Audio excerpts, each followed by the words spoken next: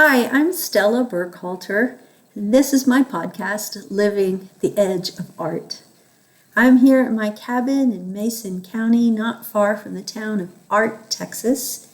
I call this place the Bitey Pokey Stingy Ranch. And so I'm literally living on the edge of art. But as I start this podcast, I wanted to give a little bit of background on the name because there's more to it than just that. I'm an artist. I try to call myself that, but it took me a long time to say that because I've never been a very good artist. I started out young, drawing on everything. I was always in trouble at school for writing on the desks and the walls and my shoes and any other flat surface I could find. And I thought I wanted to be an artist. When I was a kid, I really wanted to serve Jesus, and I remember thinking about how I could do that. But my imagination was not big enough to imagine what I could be or would be.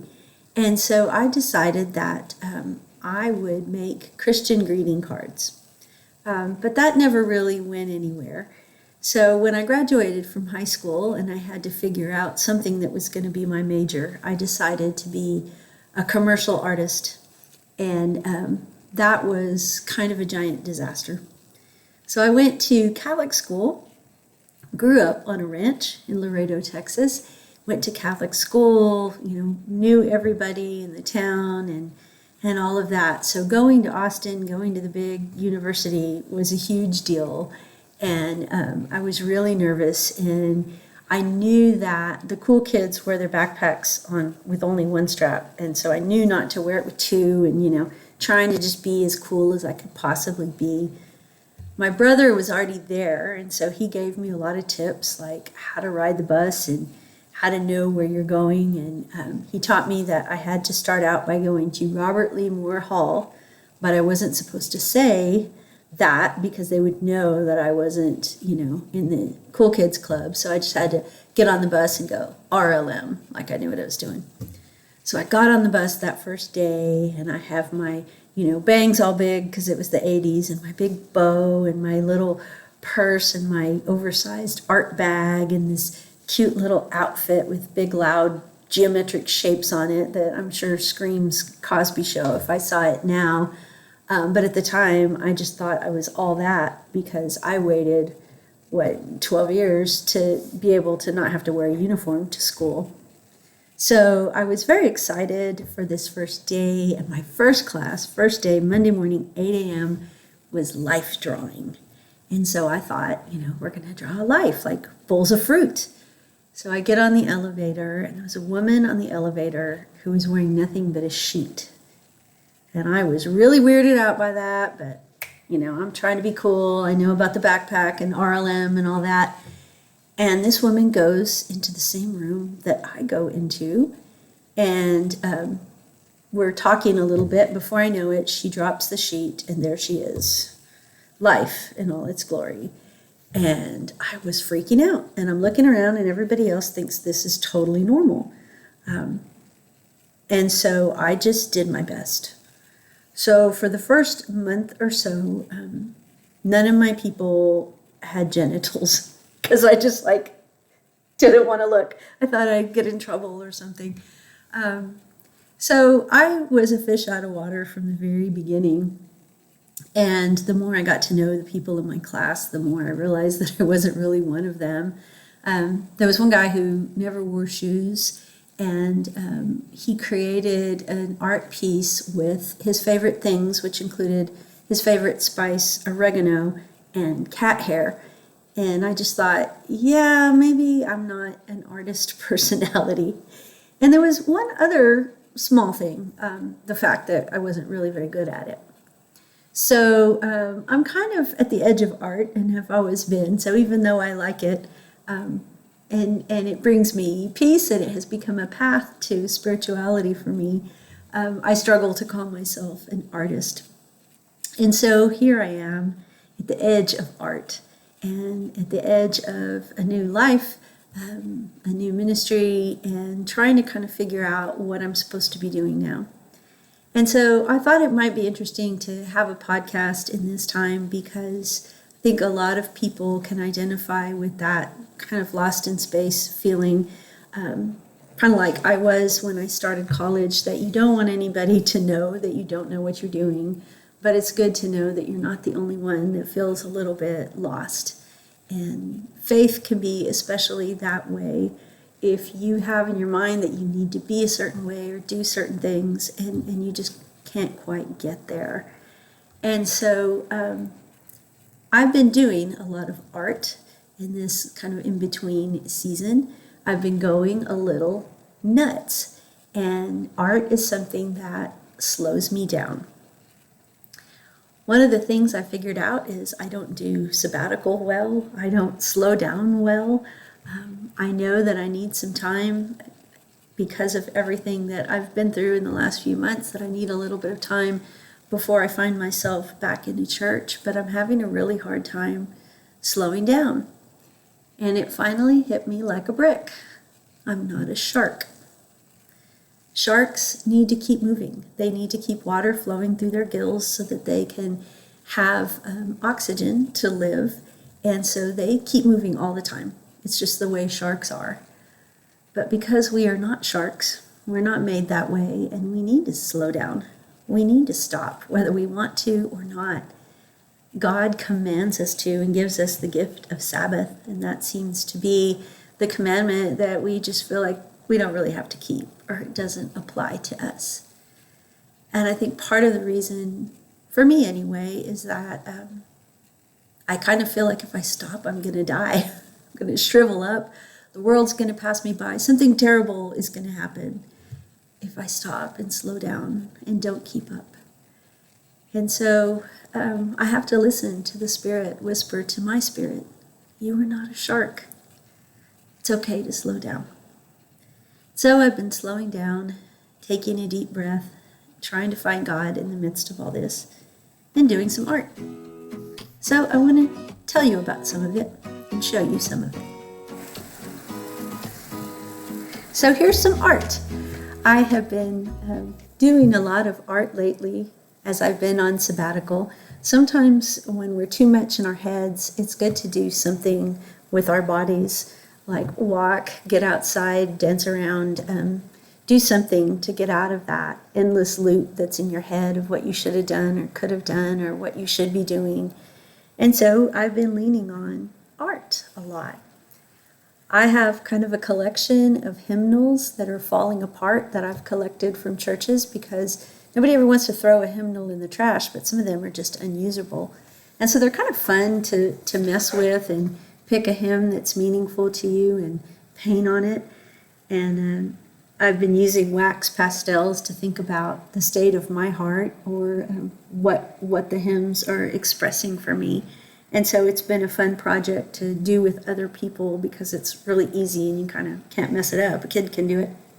And we figure out that we're all artists. So I've been trying to spend time to think about where my heart is, what I'm feeling, what I'm thinking, because sometimes I need a little help figuring out where I am. And I know that I've been grieving. I had to leave a church. I had to leave a life that I loved, and there was a lot of grief in that. And people kept telling me that I was grieving, but I didn't want to admit it. I was ready to just move on because there are just some feelings that you don't want to have. You don't want to mourn. You don't want to grieve. You don't want to pout, whatever it is. And so this has kind of been an opportunity to say, all right, let me just deal with the things that I'm feeling.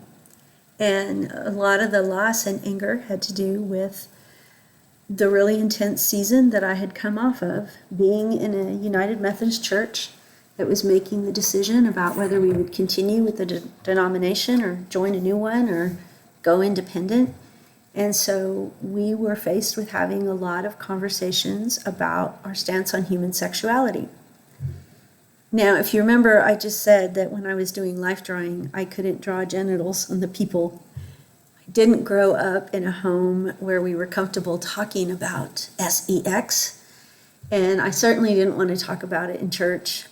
I hadn't thought through my theology on human sexuality as well as I could have, at least not in a way that I could articulate it, to say, I believe that God has an ideal for us and that God made us a certain way. I just was really caught up in not wanting to hurt anyone's feelings, wanting to love everyone, wanting to please everyone. And in that situation, there's just no pleasing everyone. There's just no way for us to be able to move forward as splintered as we had become. And so felt like a defeat because I couldn't hold it together as well as I wanted to. I got to a point where I knew I had to leave, and I am now in a new denomination, the Global Methodist Church. And but there has been a whole lot of loss and sadness and defeat and regret and all of it. And so as much as I want to be a pastor of a church again, I miss it so much. I miss being part of a church community. I know that I have spiritual work to do. I have some healing to do. I've got to work through some things. And I've been doing this kind of stuff as a way to think through it and to think about where my heart is. I had done a larger art piece with hymnal pages with a whole lot of hearts on it, and I was going to leave it as a present for the church. It says, "Tune my heart to sing your grace." And I was going to leave it as a present, and I looked at it and I just didn't like it. I thought it was too cutesy and dorky, and it wasn't good. So I put it away in the closet. And one day I saw it, and I was thinking about the spiritual work that I'm trying to do, and thinking about what God was saying to me and how I needed to just get some stuff off my chest with God, even if I couldn't get it off my chest with other people. And realized that there were some things that I was angry about. I didn't want to be angry, and I didn't want to dwell on those things, and I didn't want to be petty. And finally I thought, all right, God, I'm just going to start writing down everything that I'm mad about and everything that I'm still dwelling on. And so I started making an angry list. And I only needed to write a few things down before I thought, this is so petty.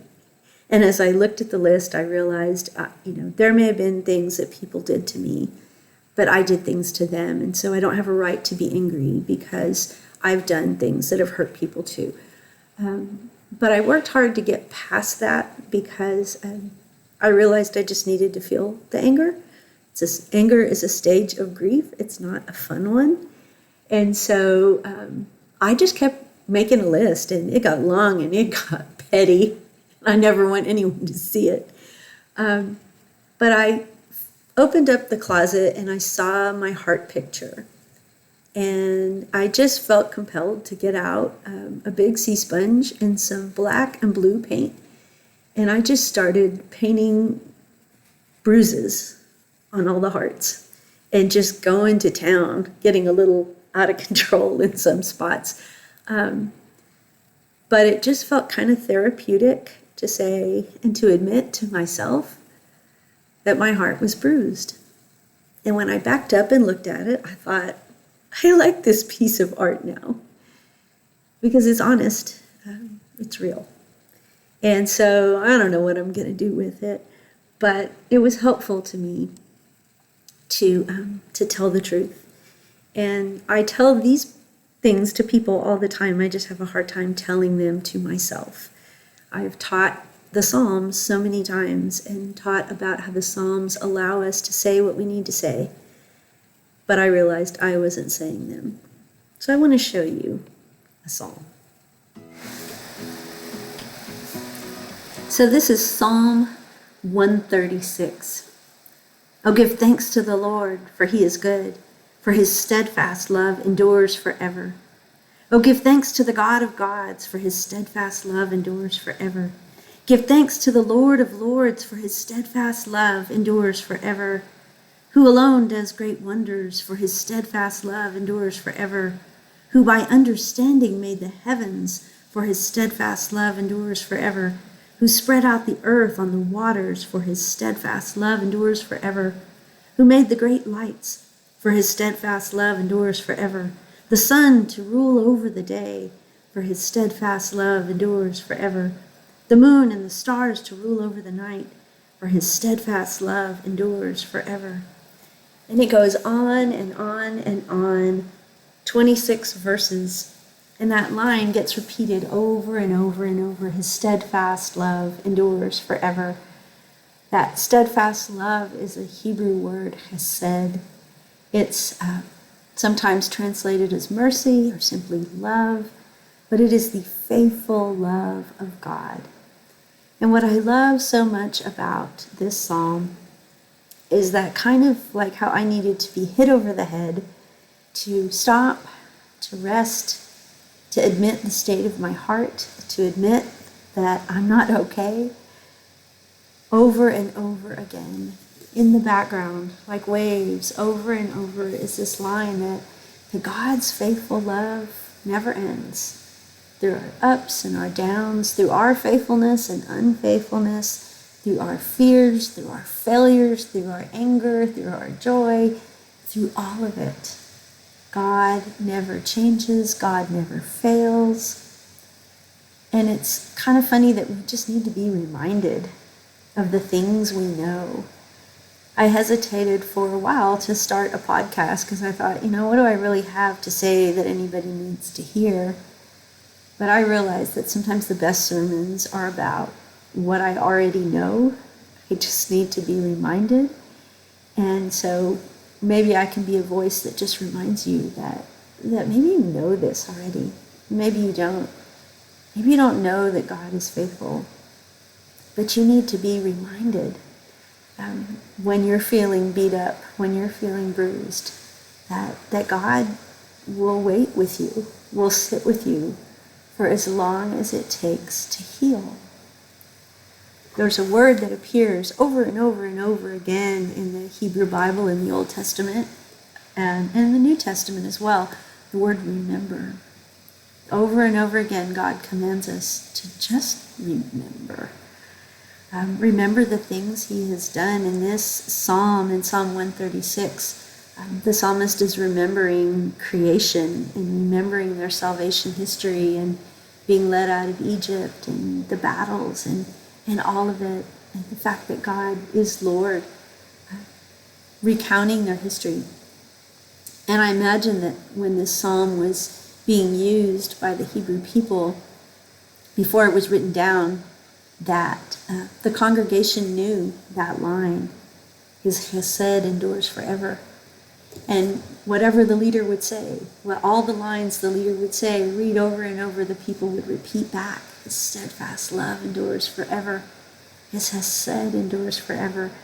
That was just a refrain that their hearts knew, that they would say over and over, that they would say to each other, that they'd say to themselves, over and over again as the story is told underneath that refrain. And so I'm finding myself in the Psalms being given permission to feel every human emotion. It's kind of interesting that when people plop their Bibles open, it lands in Psalms because when we're in despair, when we're low, when we think there are things that we can't say out loud to ourselves, to others, and especially to God, that the Bible reminds us that God can take it, that God can take our temper tantrums, that God can take our weakness, that God can take all of it and just hold us.